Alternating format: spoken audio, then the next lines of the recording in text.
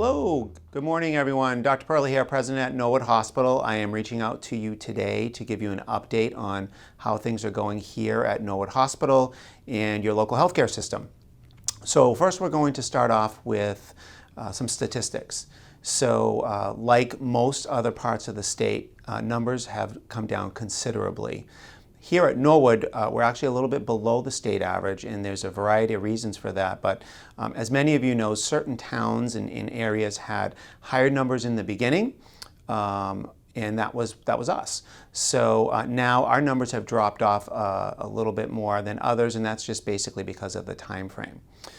With regards to certain statistics, we do continue to have our outpatient testing center. We test patients in our emergency department. We test patients that are admitted to the hospital in a variety of other settings. But overall, again, the prevalence is very low. Let's talk a little bit about inpatient setting, because we are starting to see a lot of patients coming into the hospital, and there's concerns or questions regarding, well, where will I be? Will I be on a floor that has a COVID patient? So here at Norwood, we have at the peak we had many dedicated COVID-19 dedicated units, but today we're actually very happy to say we have just a few patients in the entire hospital that are COVID. And what we do is we cohort them into one single unit. All of our units are around 20 to 25 patients. We actually only have 5 or 6 right now, and we isolate them in an area. And the rest of the hospital in the inpatient side is COVID-free. So for now, our surgical unit, so if you're coming in and you're having that hip replacement that you've been waiting for 3 months, or a knee replacement, you will be on a complete floor where there is no coronavirus presence on that unit. With regards to our outpatient testing center, so our testing center is actually very busy. There's a variety of reasons why. Well, one, we want to continue to promote testing. We want to continue to promote tracing. But most importantly is that we're now really testing the healthy population because they're coming in for those elective procedures, screening procedures, overall general health. So if you're coming in for a hernia that you've been waiting for several months, or any other type of surgical procedure, you will be tested. You'll go through the regular process like anyone else would. There is a standard process that your doctor will review with you, which includes, let's say you have the swab test done on a Wednesday. They're going to ask you to isolate until your test results come back, or until your procedure is scheduled. They'll coordinate all of that with you. So we're actually seeing an increase in testing because people are starting to have those procedures that they've been delayed for several times.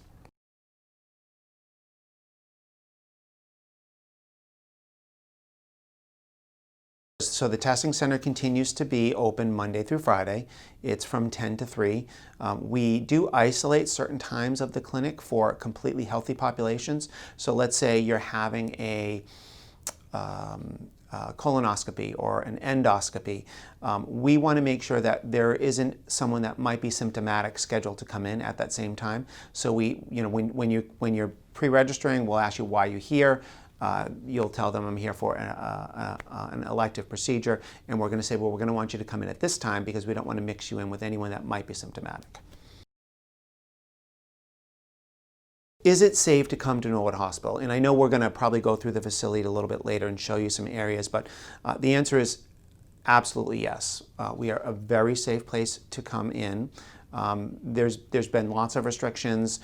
There's new guidelines that we're utilizing, but we want you to know when you come in, it's going to be a little different than when it was 3 or 4 months ago. So when you come into the building, you might see an individual that has this mask on, or this mask on underneath this, such as this. And that's for everyone's protection. And honestly, it's the new norm.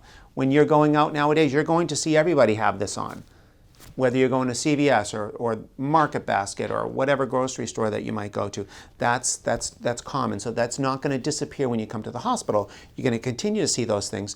But sometimes you might see additional things such as this. I mean, even you see these in the stores now as well. So we want people to know not to be alarmed or concerned. This is the new norm. You're going to see this everywhere.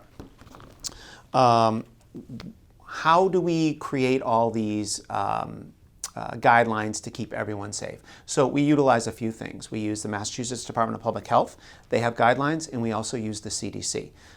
So as those guidelines update, we continue to update for our staff as well. So when you do come into the hospital, there's a series of questions as well they're going to ask you, and I'm sure you're going to go out to those areas and maybe even talk to one of the staff members and get all those questions.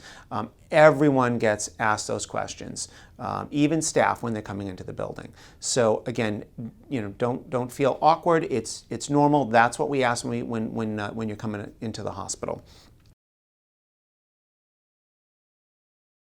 So other questions. Is it safe to come to our emergency department?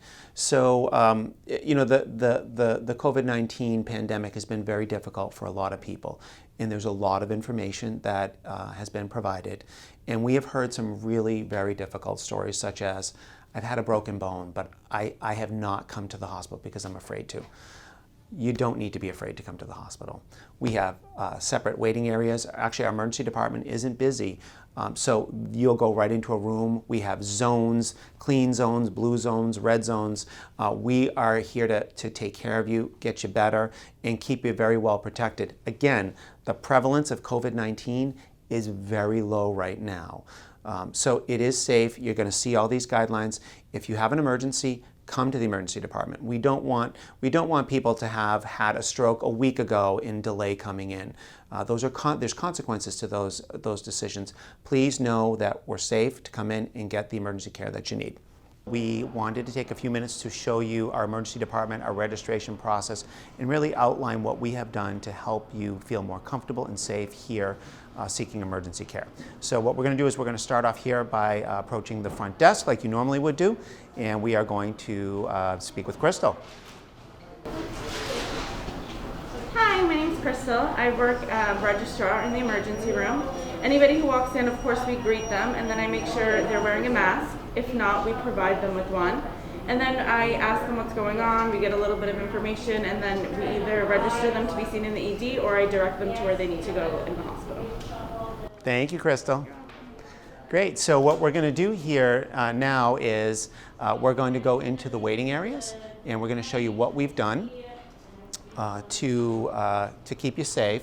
So if you are presenting with a upper respiratory-like illness, we are going to ask you to sit into the purple designated waiting area. So you'll see over here, purple. And why we do that is because we have extra special precautions for individuals with a upper respiratory-like illness. It could be symptoms of a cold, of cough, even extreme allergies, runny nose. So if you screen in with those symptoms, you come over here, we have additional negative pressure, and that promotes more air exchanges in the department. Next is we're going to go on to the other side. We'll take a step back here, and this side is what we call the green waiting area. And this area is designated for individuals that will be seeking care that don't include upper respiratory-like illnesses, such as you hurt, you slip and fall, or signs and symptoms of other medical conditions. So we want to keep those populations separate. That helps promote a healthier environment.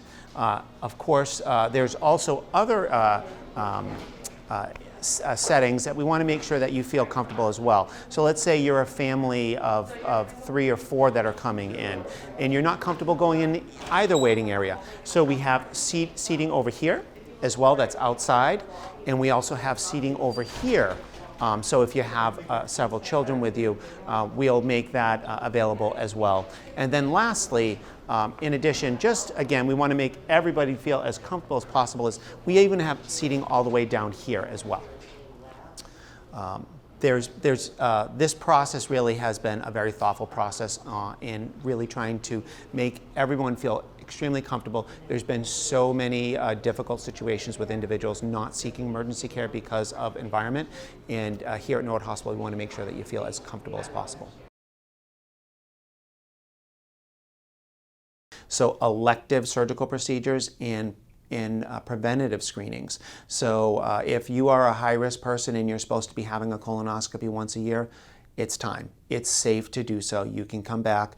Don't delay your preventative care, because a lot of people have said, well, I'll skip a year. A year can make a difference. Don't do that. Come in, get your preventative care, and know that the process that you're going through for coming into the building, it's all safe. It's here for you to do that so that you can feel confident that when you come to the hospital, that you're there just for your care and you don't have to worry about coronavirus. Things are going to be a little bit different. So we continue to be very conservative. So if your ride is coming in, we're going to ask them to stay in their car. Just like many other restaurants. Restaurants for takeout, they're going to ask you to stay in your car. We'll call you. We're going to do the same thing. So if that's not an option, we do have a designated waiting area in our cafeteria that is specific for individuals that don't have a vehicle for a ride back. We're going to do the same thing. We're going to ask you, we're going to take your temperature, we're going to screen you, we're going to put a mask on you if you don't have one. We're going to make sure that the environment continues to be safe. But we do want you to realize there are a few extra steps when you come in for your elective procedures.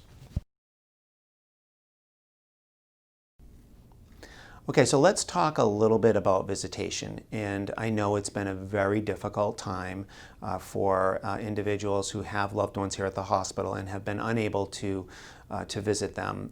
During those difficult times, we did provide some technology, such as using iPads, so that you can see your loved one and talk with them and communicate with them. We've had lots of staff use their cell phones and smartphones and utilize FaceTime, and a great shout out to all of them to really going above and beyond to try and keep everyone connected. But we do have some exciting news. So before we jump to the exciting news, let's talk about what we currently do allow for visitors. So there's three really areas that we've been focusing on with regards to visitors. One is maternity. So you can have your coach with you. They will be screened just like you would be screened when you're coming in to have your baby to make sure that they're without fever or without symptoms. The second one is if you are a parent and you're bringing in a child under the age of 18. So if your child has slipped and fallen or isn't feeling well, you can absolutely come to the emergency department with your child or for a procedure. And this is also the same for individuals with intellectual disabilities as well. They can have an individual with them to help them and assist them during the process. And then the most difficult one is end-of-life care. We certainly don't want anyone to pass alone. And while even individuals with COVID, our staff have just been sitting there with people. Of course, now we're really moving on past COVID, and there are still end-of-life situations, and we do allow those exceptions for individuals. So the new and exciting information, so we are expecting a new guidance from the State Department of Public Health in a few days. And our hopes is that there will be some degree of visitation allowed above and beyond what we just described. As soon as that becomes available, we will absolutely make it 100% available for family members through our website or through our partners in media to get that information out to everyone. So also lastly is, if at any time you have any questions or concerns regarding coming to the hospital, you can absolutely pick up the phone and ask to speak to anyone in leadership, and we're happy to answer those questions. Thank you.